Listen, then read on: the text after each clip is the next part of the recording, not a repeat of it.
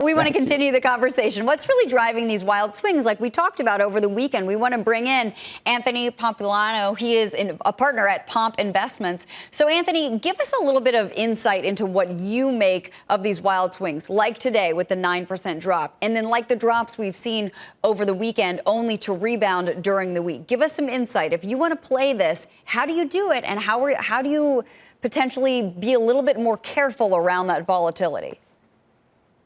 Yeah, look, I think that we're talking about a volatile asset here. And so Bitcoin and cryptocurrencies are, frankly, the last free market left, right? If you think of the stock market as a comparison, there's hours of operations, there's circuit breakers, there's quite a bit of manipulation from a monetary policy standpoint. And so when you start to look at these free markets that trade 24/7, 365, you're going to have volatility. And then obviously you trade in off hours for an equity market. And so I think that some of this is just people who are coming into the space understanding this actually isn't that volatile, right? Over this past week, we've had a 9% drawdown in a single day, but we also had a day where it was up 11%.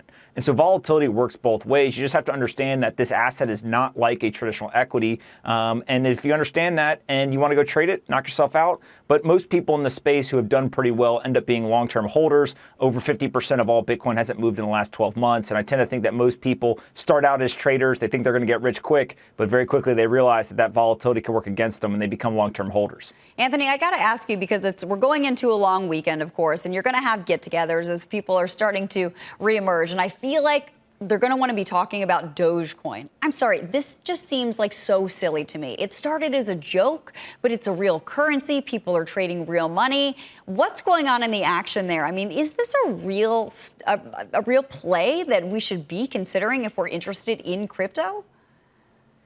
Yeah, again, it goes back to, are you trying to be a trader or are you trying to be a long-term investor, right? And so before I came on, I actually tweeted and said Berkshire Hathaway is a meme stock for the generation of people who grew up without cell phones. Today, we've got things like GameStop, AMC, Dogecoin, et cetera. And so meme stocks or meme assets aren't new. They've been around for a really long time. But if you go into those assets, you have to understand that they don't have the underlying fundamentals in many cases that you would have in something that's much more sound like Bitcoin that you can hold over a long period of time. And so if you want to go trade, knock yourself out. There's plenty of alpha to be generated by people who know what they're doing. But if you're not a trader, stop trying to trade. Just buy the assets, hold them over a long period of time. And I think that crypto is going to end up being kind of the judge, the jury, and the executioner for financial markets over the next decade. You're either going to be in crypto markets or you're going to be out of them. And if you're out of them, I think your returns are going to lag behind those that are in. And so that's ultimately going to be one of the intelligence tests for financial markets this decade, is how quickly do large asset managers get into the space, get exposure, and then just allow the tailwind to take over. Victoria, jump on in here. Yeah, so I just have a quick question, Anthony. I mean, if someone had asked me 2 years ago about Bitcoin or crypto, I would have said it was a fad, right? And obviously it's not. It's here to stay. We even have central banks now looking at how they can do digital currency. But, you know, we're long-term fundamental equity investors at Crossmark. And so we look at balance sheets, we look at business models, we look at their growth potential to see if we want to invest in something. How do I evaluate a crypto, a Bitcoin, and Ethereum to really do true fundamentals and see if it matches my portfolio? So I'll talk about Bitcoin. That's what I spend the most time on. If you think of Bitcoin today, it's doing an annualized $6.5 trillion of on-chain transaction volume. It's about 50% of Visa's transaction volume. If you look at something like miner revenue, it's doing anywhere between $35 to $45 million a day in revenue to the people who run that network. And then when you just look over a decade at the compound annual growth rate, it's topping out somewhere between 150 and 200% depending on the price of Bitcoin in a given day. And so when you start to look at the long-term trends, you start to look at the underlying fundamentals. You also look at things like the hash rate continuing to hit all-time high after all-time high, active wallet addresses, new users signing up at the various brokerages.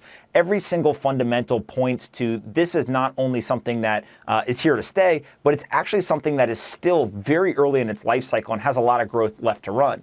And so I think that you've got to be careful trying to compare it directly to, let's say, a SaaS business or something like that. But there's definitely things that you can look at, some of what I mentioned, that can give you a sense for just value and those underlying fundamentals and how they're going to increase the value over time.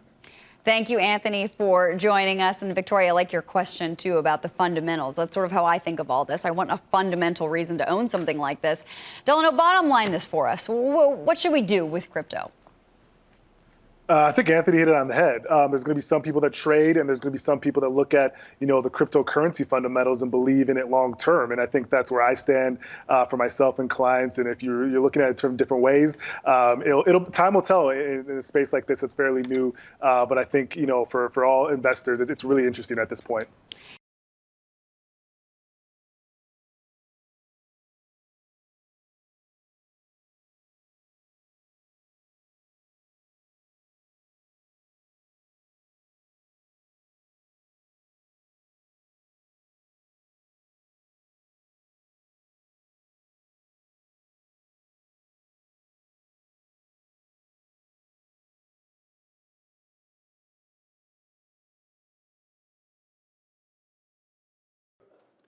Shepard Smith here. Thanks for watching CNBC on YouTube.